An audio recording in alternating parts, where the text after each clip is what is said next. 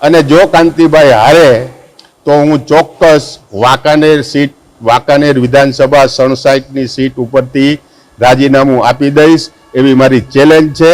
આવો પધારો ગોપાલભાઈ ઇટાલિયા, અમે તમારું સ્વાગત કરી છીએ અને ચૂંટણીના મેદાનમાં આવી જાઓ।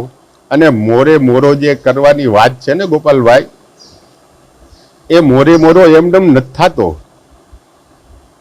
એનું કારણ છે કે મોરે મોરા મારવા હોય ને તો એમાં એ હિંમત જોઈ ને, એ હિંમત એની ગરથુથીમાંથી આવે છે, નહીં કે કરિયાણાની દુકાને હિંમત 1 કિલો લઈ આવી અને આપણે હિંમતથી મોરે મોરો મારી દઈએ।